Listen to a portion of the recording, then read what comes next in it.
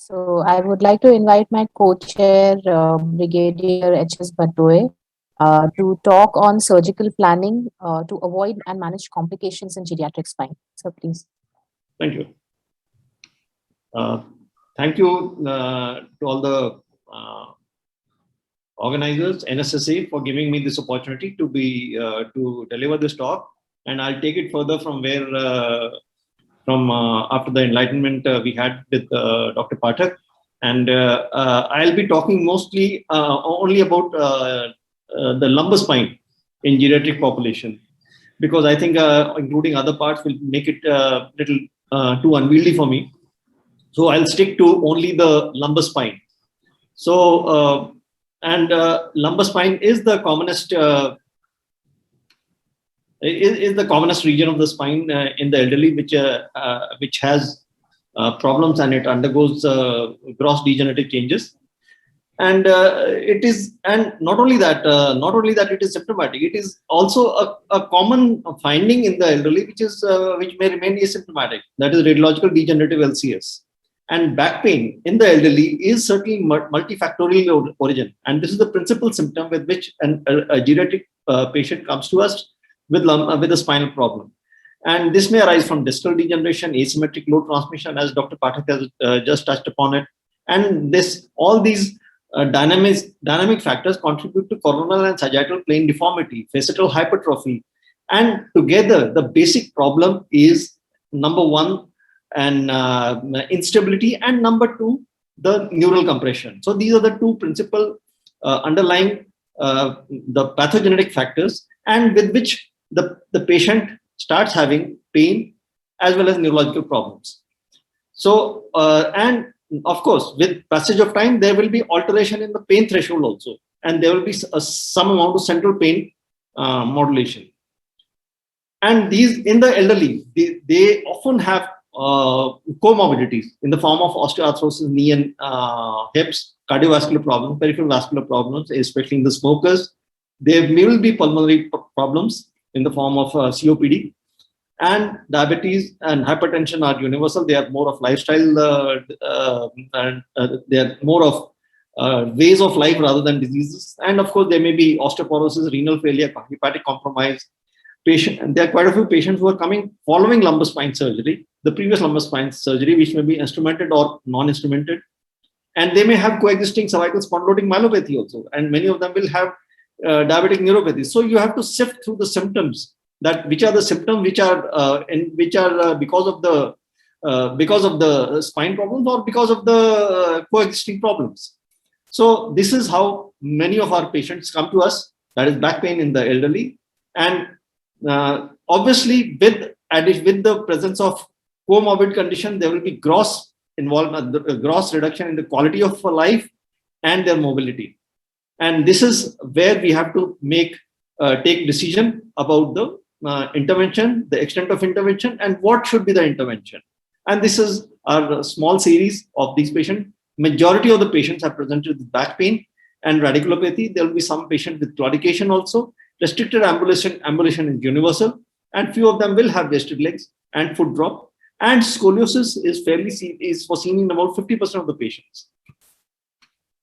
So this is the age distribution. Majority of the patients, they just barely qualify to be senior citizens. But then there are other patients who live up to 90, and they have come with spine related problems.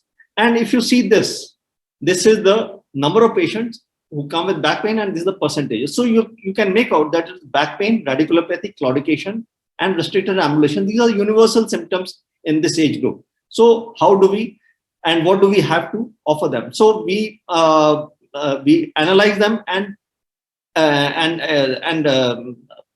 give them an obesity disability index score, which is given as it is described, that is minimal, moderate, severe, crippled, based on 10 parameters, and then give them an overall score, that is minimal, moderate, severe, after totaling up all the symptoms. So I'll come back to the scoring system. And here there will be some patients who have come with implant failure, That is because of they have been implanted, plus there are other pathologies. So grossly, it affects their mobility as well as their quality of life. And especially this is a patient who has been operated earlier. Laminectomy has been done, extensive laminectomy. And this is how he has, after 4 years, this is how he presented to us with wasted legs. And a number of patients will have implant failure. Here you can see the broken implant. And I'll just give the clinical appearances first. So that is the planning of the surgical procedure. It has to be individualized. This is a pre-op in a patient with the degenerative listhesis and degenerative stenosis. And this is the post-op. He's walking much better.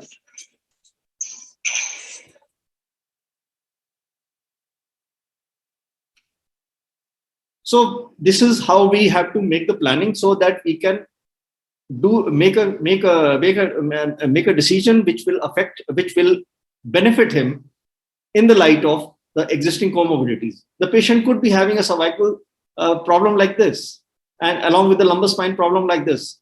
So you have to accord priority, which is to be given priority. So decision making, number one decision making is for spinal fusion. Then you have to assess the comorbidities. Assessment of neurological status and symptomatology. You have to sift out the neurological symptoms from non-neurological symptoms. Which are the symptoms which we can assure the patient that he or she will be benefited from, and which are the symptoms which may not be affected.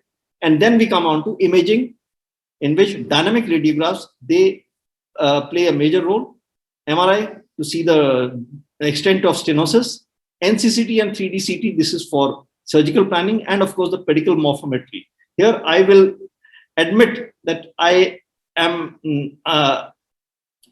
not going into the algebra and geometry of the various angles and lines, but I go by the symptomatology as well as the normal curvature of the spine as described. So here we see an implant failure, and this is the post-op picture, but I'll come more to the surgical planning now. Now, take an example like this. This is a patient with gross degenerative lumbar canal stenosis, partly collapsed because of the osteoarthritic because of the disc-related problems and stenosis. And these are the patients who are going to require decompression as well as stabilization. So, and the patients could be having another morbidity like this. And this is the patient who had a collapse of LV2. So we had to stabilize him and make him pain-free. So these are the patients who became pain-free. They could walk better. So preoperative planning involves assessment of an osteoporotic spine, whether the patient has got an ankylosed hip or knee, previous TKR or THR, what was the nutrition status, and mainly, which we often forget and we often ignore, is many of these patients will have features of depression, which has a direct bearing on the outcome. And this was one such patient who was on antidepressant, but after she started walking, she was much better, and her, probably she got rid of her medicine for depression also. So this is how we carry out this. We have to do a 3D CT, and this is the pedicle morphometry. That is, each level we see the size of the pedicle, screw length, what should be the trajectory, and then select the appropriate hardware as well as what should be the trajectory of the correction applied. So here is another example of a hardware inserted. If this was inserted elsewhere, and this was what the patient came with, and this is where we have to make an assessment. What is the symptomatology of the patient? What has gone wrong? And then take a corrective action. And this is the post-op result. And the patient did improve as far as the quality of life goes. And this is the post-op appearance. And this is, she was walking quite without much pain. So this is how we go about planning of the planning of the hardware as well as the levels which are to be fixed. And here you can see that how we calculate the pedicle morphometry, the width of the pedicle to see the size of the screw and the length and the trajectory and the point of insertion. So this is for my junior colleagues. This is how you can do if you're doing an open, or if you're doing an open correction. But then if you're doing MISS, then of course things are different. And here's another patient who was operated elsewhere with just one-sided hardware applied. The patient continued to be symptomatic. His listhesis was not corrected, but there was interbody spacer already inserted and screws inserted on one side by MISS, and probably the surgeon was quite happy with it. And then we have to correct it. So what do? We do the positioning, especially taking special care of skin and pressure points, access to the regions. We plan the regions, which are the regions to be involved. And then you have to have access to all these regions and take care of an obese patient or a patient with poor nutritional status. And of course, you have to tackle the problems associated with previous surgery. That is in the form of adhesions, difficulty in retraction of the dura, difficulty in reaching the disc space so that you can clear the disc space, do the decompression, and insert cage. So you have to have an adequate exposure of lamina, facets, decompression. Decompression is the core of surgery that will provide relief. The patient has come to you for symptoms. The symptoms will be relieved by decompression, and stabilization is only to keep the decompression in place. And then we have to aim to include D12 if L1 is to be included. And in case there is poor bone quality, osteoporosis, we have to do PMMA augmented fixation. And of course, these patients can have significant blood loss, and you have to minimize and replace the blood loss. Post-operative care is ICU for 24 hours, respiratory and cardiac monitoring and DVT prophylaxis in all the elderly patients, care of the pressure points, early ambulation as far as possible.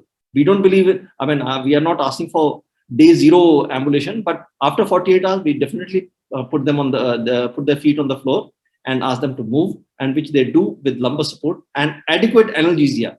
That is very important. You have to provide adequate analgesia to these patients so that they can walk.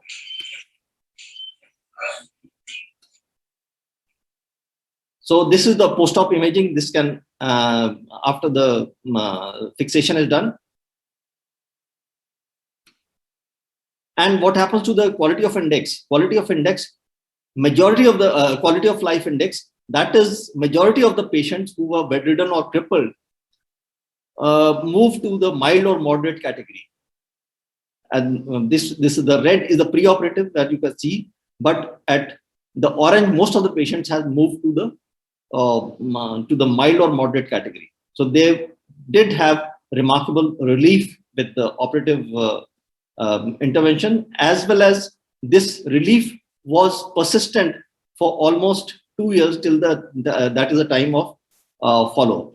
So to sum up, these patients have to be assessed individually in the light of their deformity, in the light of their coexistent comorbidities, and each patient has to be assessed individually for the level of decompression and the priority of the lesion, which lesion is to be given priority in case there are multiple lesions, and the correction afforded. And once the radiological correction is one of the markers of improvement in clinical outcome. And once the radiological, once these patients are, the decompression has been achieved, they have been stabilized, and once they start walking, normally we find that the quality of life improves and their recovery is fairly fast. And many of these patients have now been followed up for almost 2 years, and most of them are continuing with their improved status. So that is my last slide, and I would like to answer any questions if there are any. Thank you, sir. Thank you so much. I think we'll finish off the next lecture also before we go on to questions.